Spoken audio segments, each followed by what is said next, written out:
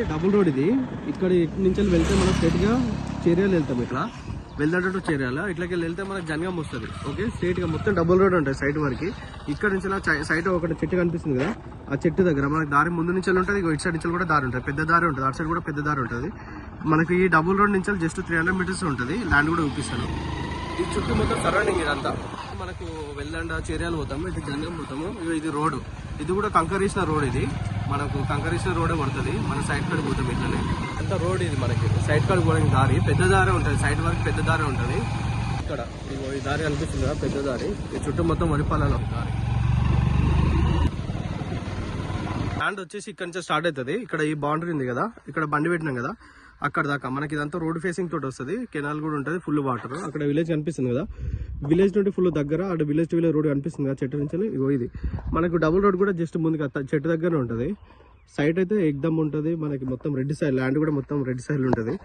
Okay, మనకి ఊరికి దగ్గర జనగాం నుండి జస్ట్ 12 కిలోమీటర్స్. నేను నడుచుకుంటూ పోతుంది కదా, ఇది సైడ్.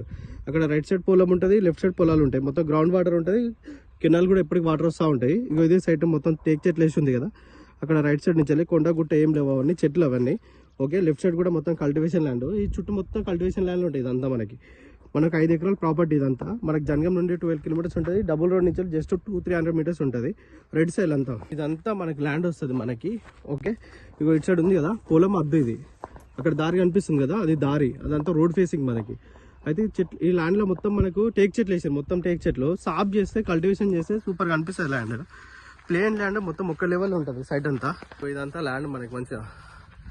ఓకే, అక్కడ ట్రాక్టర్ కింద పోతుంది కదా, అదే రోడ్ అది కదా. ఇటు ఈ పొలము, అటు ఆ పొలం. ఈ మధ్యలో ఇది ప్రాపర్టీ మొత్తం 5 ఎకరాలు ఉంటుంది. ఆ నుంచి లీడ్ దాకా మొత్తము. అటు కూడా మొత్తం పొలాలు. ఇలాంతా చుట్టూ టేక్ చెట్లు వేసి ఉంటుంది మనకి. అక్కడ రైట్ సైడ్ కనిపిస్తుంది కదా, అది ఒకటి చిన్న బండి ఉంటుంది, ఒక్క దగ్గరనే ఉంటుంది అదంతా. మిగతా అంతా మంచిగా ప్లేన్ ల్యాండ్. ఆ ఊరికి కూడా మొక్కల దగ్గర ఉంటుంది.